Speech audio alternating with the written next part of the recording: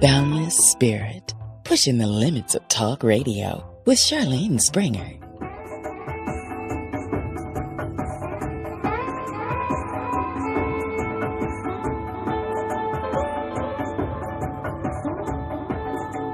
Welcome to Boundless Spirit Radio with Charlene Springer. And today it's a little bit different just because we are on the road to recovery after Hurricane Maria. It's so interesting. A few weeks before Maria, of course, we had Hurricane Irma pass through, and it was good that we did not have catastrophic damage. Bad for some of the other islands because they did. We just got tropical storm winds, and as a result, we were okay. We just had, they call shrubs. Some of the trees lost some branches, but nothing major.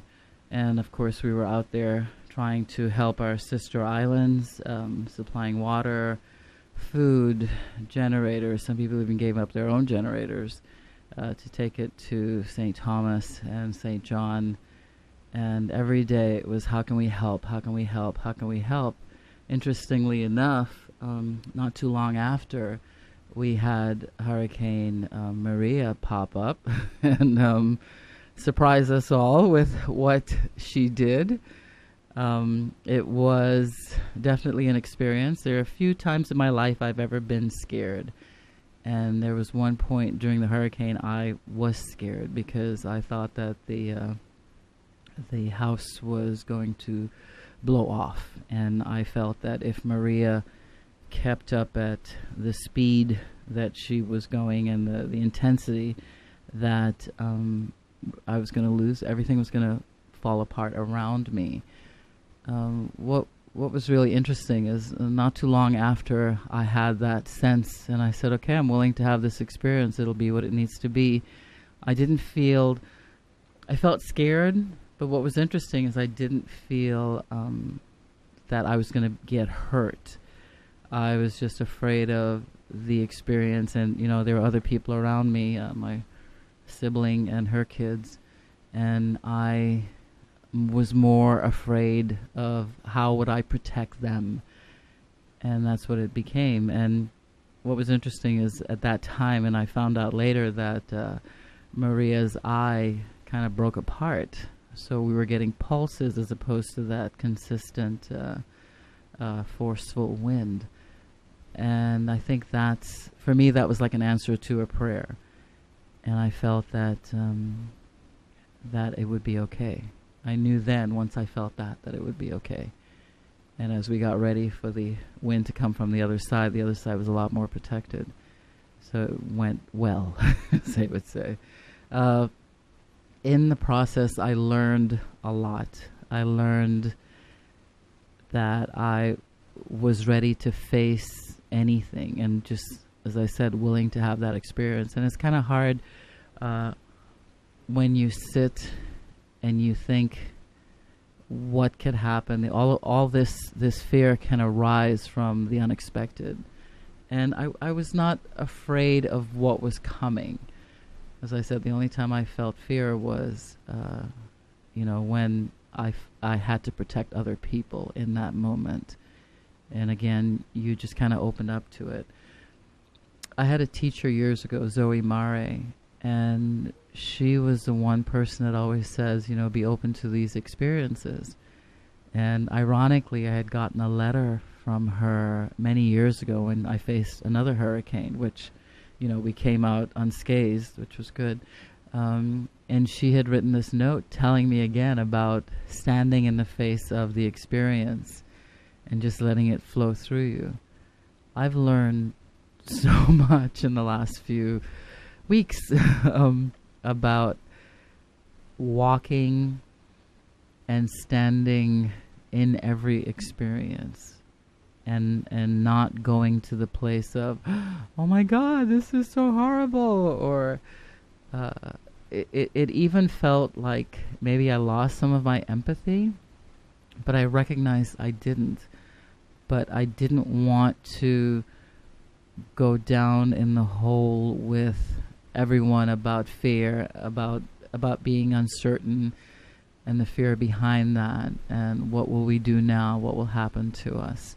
The island has maybe 10% of its power restored, and most people, or some people, have generators and others don't.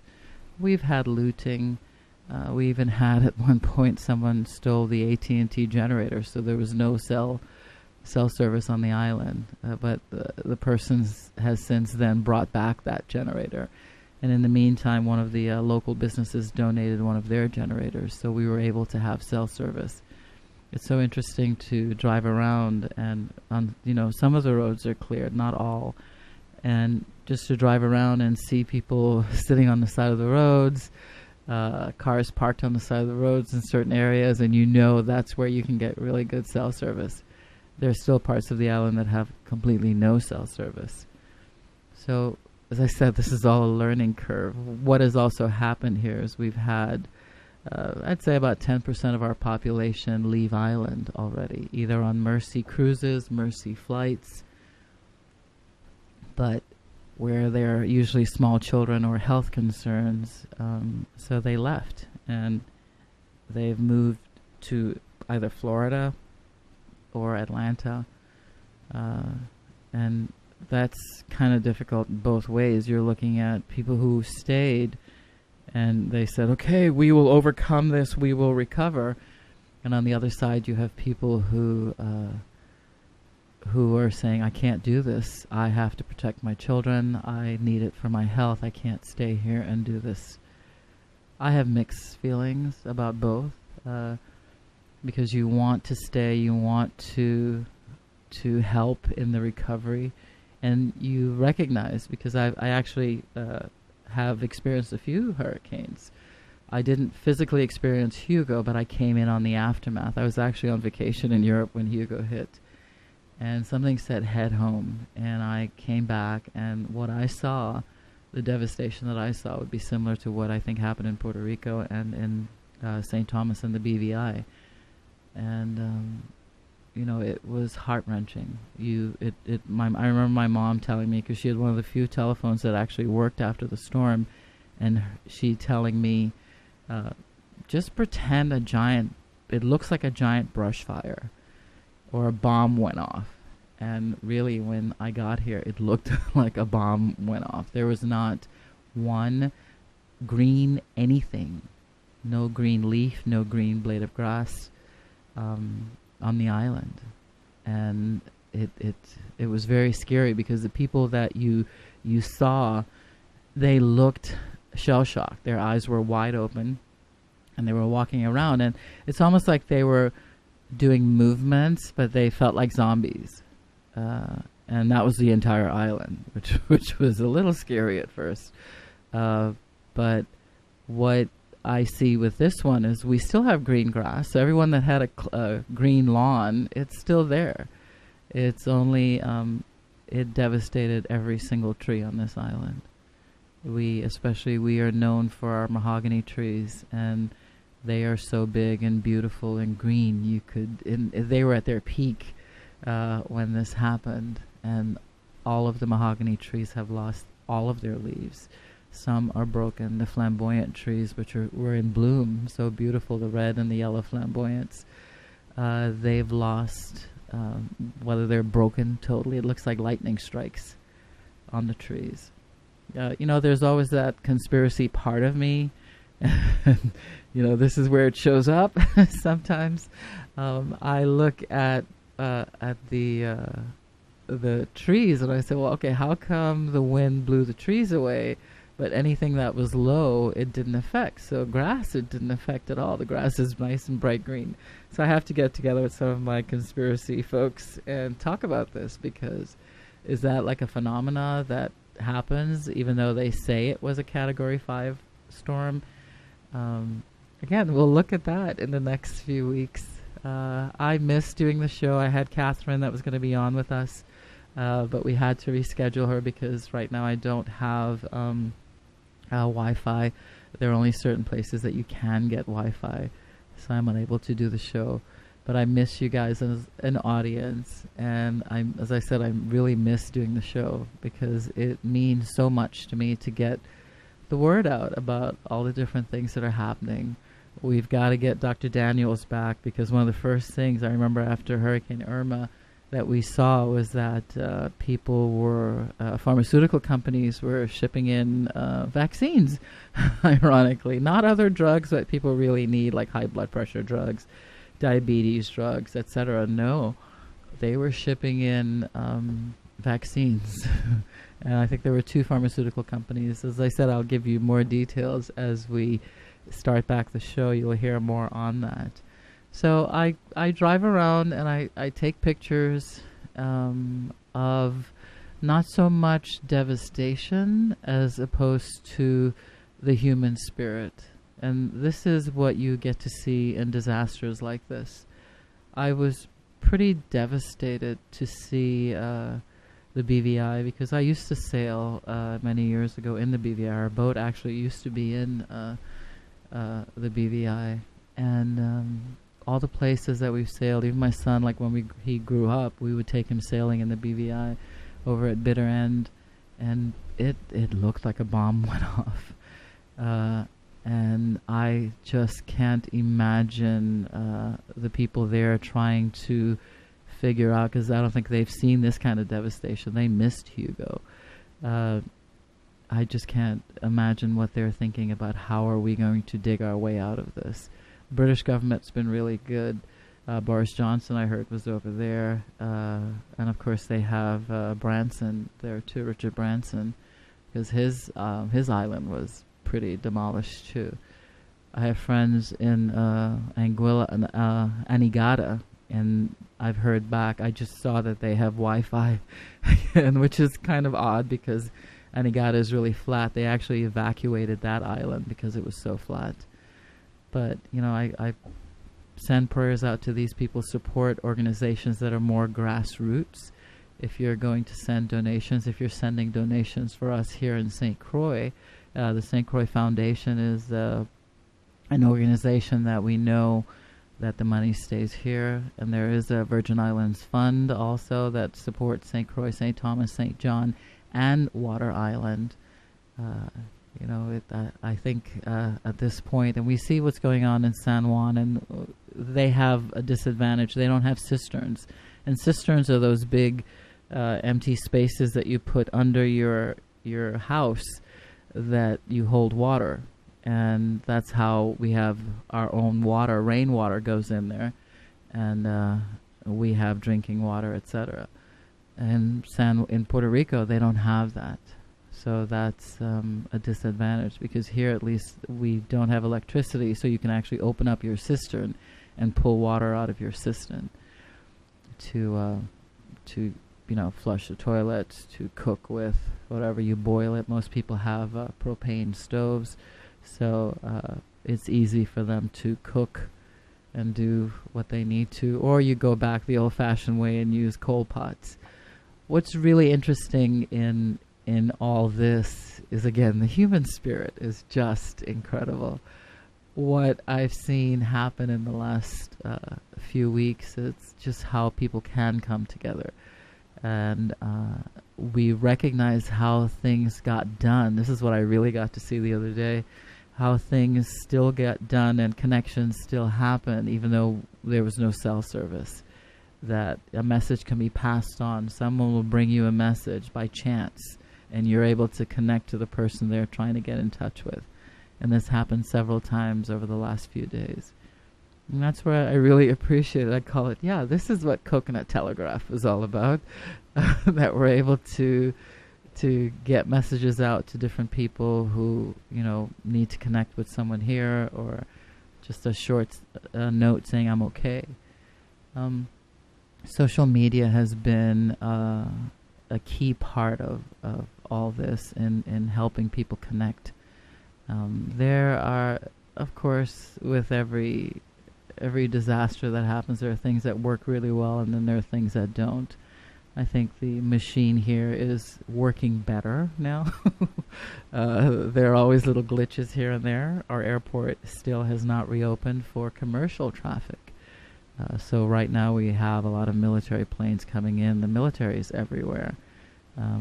They started up at the airport, and they are throughout the island. They're helping distribute food, distribute water. Their trained technicians are in right now at the radio station. They're here repairing equipment that we couldn't do. So it's really a good thing. And these young men are here doing what they do best. I don't know how it's going in Puerto Rico. I only know that there was a lot of water. I don't. And, yesterday we saw President Trump throwing paper towels for people, which was very interesting. As I said, I really thought that was fake news, but it turned out to be real. So when you think he's done them, that's it. He couldn't get any worse. It got worse. So hats off, President Trump. Anyways, so what's the moral of the story for all this? I think it goes with where you really have to decide. And I think once you decide, then you can stand in being okay with the experience, where you say, I am going to have this experience, and whatever happens, I'm willing to experience it. And I think I did that this time. And I think I've learned, thank you, Heather, and all these other guests that we've had on that talk to us about being in the now. And I didn't know or think about what could happen. I just stood there and said, okay, bring it. And I, again, loving the human spirit and seeing how all these connections can happen. That was big for me. Not really focusing, as I said, on the devastation as it may be, but really focusing more on, again, the humans of St. Croix, the people that make things work, the people in their authenticity, because now you really see authenticity. I don't know what it's going to be like in a few months. I don't know anything. They say maybe by December we'll have electricity on most of the island. I don't know. And it's going to be interesting. As we say, it's like camping. And it's funny, Heather Harder did a talk with me on the local radio station here. And we talked about what is it really, and she said, well, think of it when you're remodeling your kitchen. You have the opportunity, you're going to create this beautiful kitchen, but the mess that happens as a result. And so we're thinking of it right now as remodeling. We're remodeling our island. We are hopefully deciding to do something new and not putting back in place old structures. That we will create this beautiful space. So thank you again for supporting us. And as I said, St. Croix Foundation, I don't even have information on that, but I will post it with the link. St. Croix Foundation for St. Croix. And find grassroots, as I said, grassroots organizations to support, because those are the ones that the funds don't really go to administrative things. They go really to the source that it needs to. So again, thank you for listening to Boundless Spirit Radio with Charlene Springer, and support us. This is how I can eat for the next few months. So I'm not eating MREs. So again, support us, subscribe to Boundless Spirit Radio, and and the Woo Woo Hour, and we're going to be back for next season with even more fun. As I said, we're going to do a few snippets where we talk about the hurricane and the different health things that happen as a result. And again, you know, I got to do that little conspiracy part. So we'll talk about that too. So you guys take care. Namaste. And I'll see you on the other side of this. This is Charlene Springer for Boundless Spirit Radio. Take care.